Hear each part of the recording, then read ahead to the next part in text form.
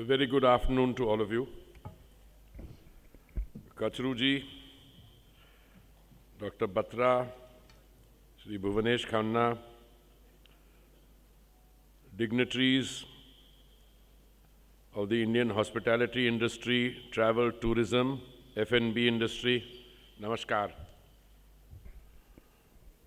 With the passage of time, I have developed a healthy sense of cynicism. When I was younger and Aman and I were classmates, we used to be idealistic and less cynical. So when I received the invitation to address this august gathering, I asked myself, why you? Why are they calling me?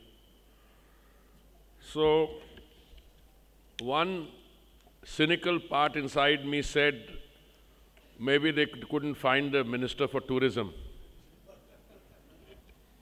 Another part said, no, maybe they wanted you because you spent 39 years in another profession where, apart from other things that you manage, you also lived in hotels and you might know something about them.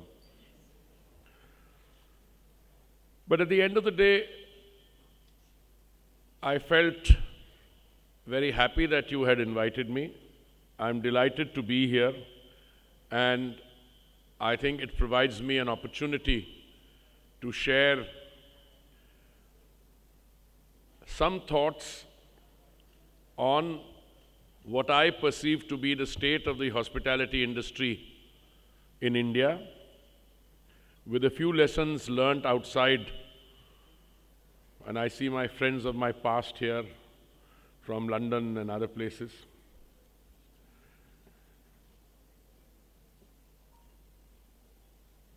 I will try and place my thoughts before you, one in terms of how I see the Indian economy developing and the role of the hospitality sector in there to begin with. Let me start with a confession up front. When my better half, when she was ambassador to Hungary, and I'm talking about a time I was posted in London, I used to ask myself, how is it that a country with a population of 6 million people can get 36 million tourists in a year? And I was told the figure is not correct, it's actually 28 million. I said, I concede the point. But for a country like 6 million citizens to get 28 or 30 or 36 million tourists could be because of factors dealing with location. It might have to do with something in terms of what you have the visitor to offer. It could also be a Spanish phenomena where people just like the weather and like to hang around, etc. Then I used to ask myself, even making allowance for all these specificities which apply to other locations, why not in India? And I never had the answer to that, but I think that answer now is unfolding. Today, in the two ministries that I am associated with, Housing and Urban Affairs, and I think the urban space becomes important because that is the place where the kind of hotels or tourism, not entirely, there are other areas also. People who are gathered here today. Also connectivity. I had the privilege of being Civil Aviation Minister for 2 years. We started with an urban transport on a metro rail system before Mr. Modi became Prime Minister of 242 kilometers. Today we have 895 kilometers of metro rail operational. We have another 960 kilometers of metro rail in the pipeline.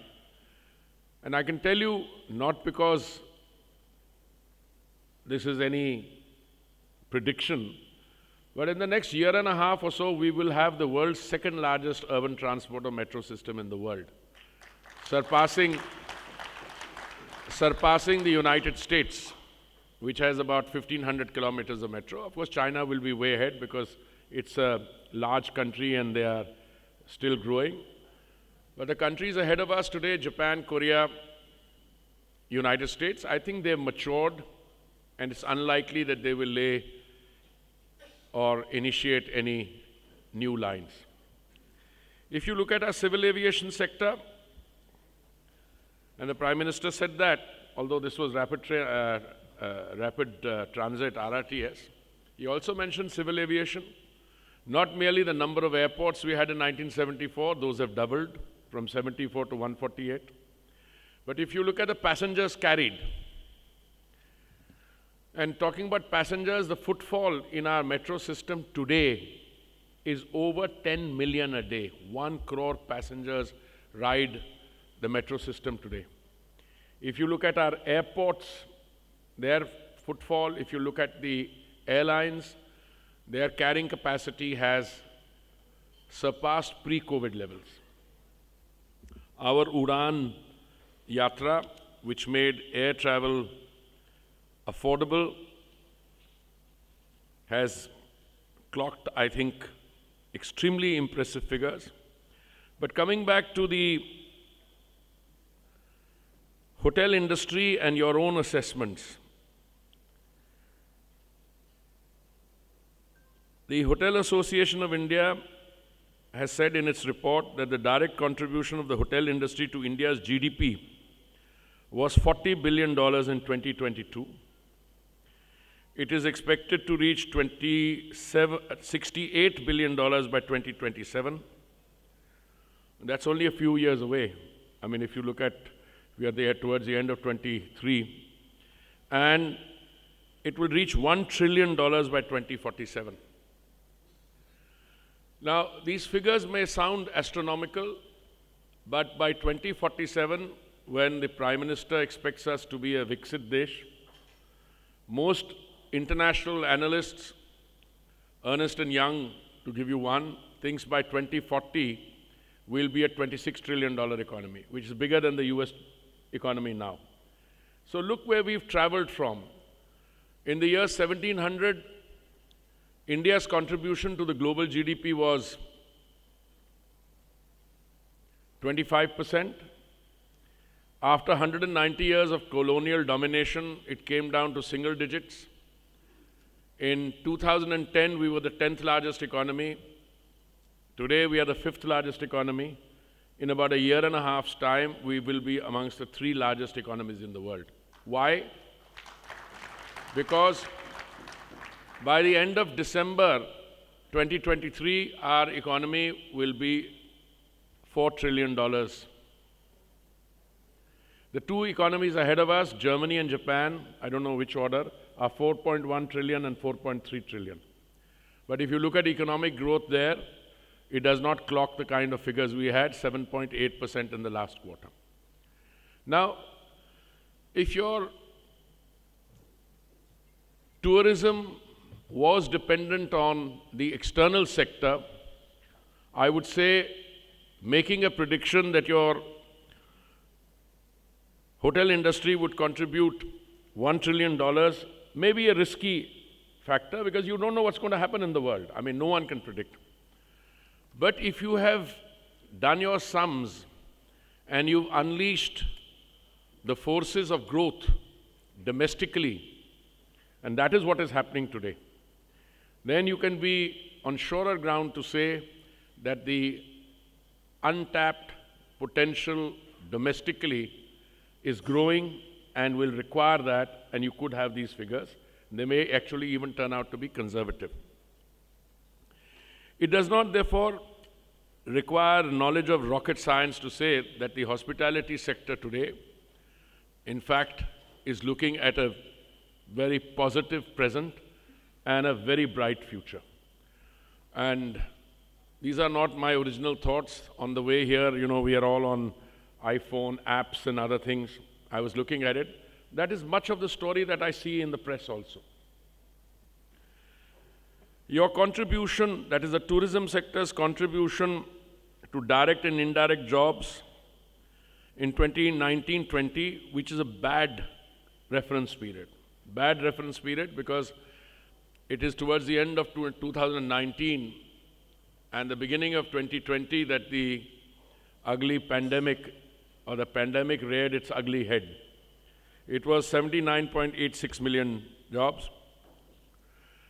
I think today, if you look at, I don't know, I'm not a domain expert, but if you look at the hospitality sector on a large, on its entire canvas, then the number of jobs which are created directly and indirectly would make it one of the more important sectors in terms of the nation's economy.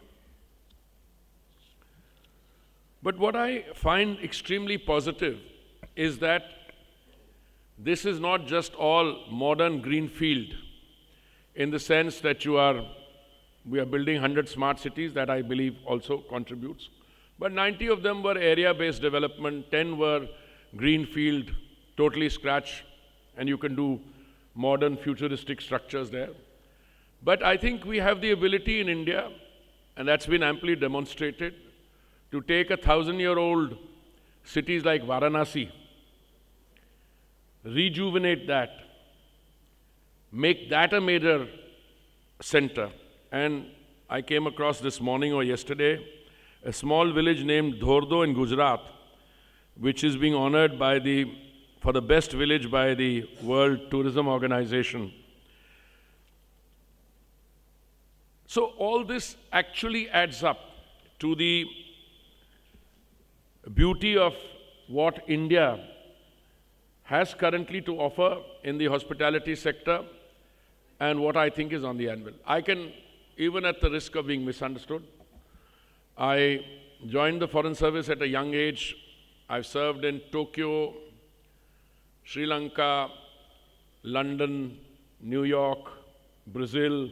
I've traveled extensively, and I'm not saying this to please you, but the Indian hotels, in whatever segment you compare them, will give the hospitality sector in any other country a run for their money. Forgive me if I add to that a footnote. I think you guys are overpriced, but I know that this is not a place to start that discussion because that's not the spirit in which I speak. I think you could equally turn around and say, I had this young lady sitting next to me when I was civil aviation minister, and we used to talk about that. So he said, but the point is your taxes are so and so. No, but look, I think we need to look forward to a period of rationalization. It should not be, and I choose my words carefully, it should not be more expensive to holiday within your own country than to holiday in Thailand or somewhere. I'm not picking on Thailand, it's a great place, but I'm not doing some negative publicity on that. But I think, and that's happening now. I think a lot of people are happening. You had the hospitality industry is a year-long, all-time, all seasons are operative. And maybe it was the exotic nature of the locales, etc., which were followed, then you started destination weddings. But I think you can do them as well. And I've seen the quality of our hotels, not only these boutique hotels and others, I don't want to go into names, but I think you can give anybody a run for their money.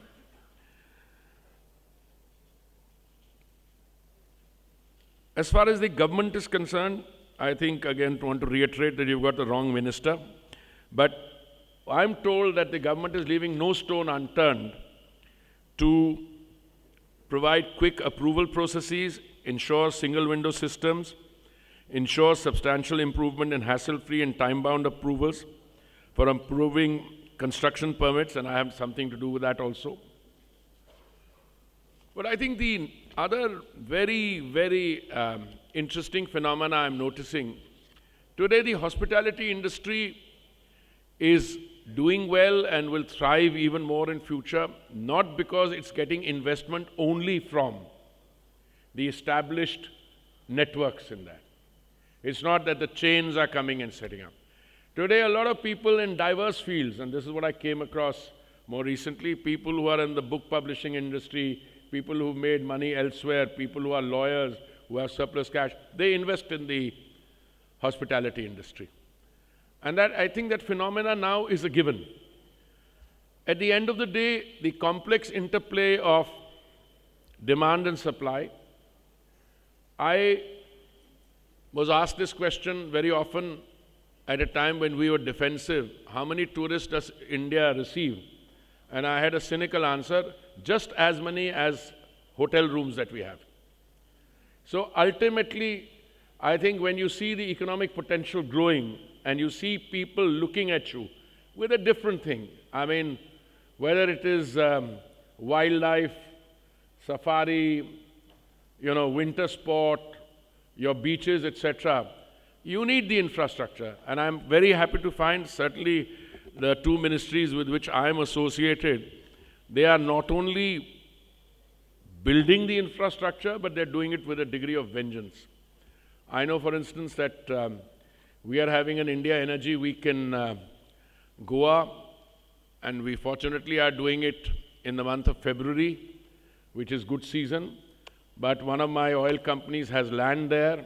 They're building a world-class facility which can be used even on other occasions. And I think let the salesman in me assert itself. I don't think there are many cities in the world which can boast of Bharat Mandapam, which we had recently, or the Yasho Bhumi, or for that matter, the quality of the new parliament in terms of things. So India is on the change. The hospitality industry is very much part of it. So I'm sorry I've taken more time than you had probably allocated, but thank you very much. As I said, I was skeptical on why you invited me, but I'm very happy to be here. And if there is something, I'm sure this interactive process will also result in my own learning. Thank you very much.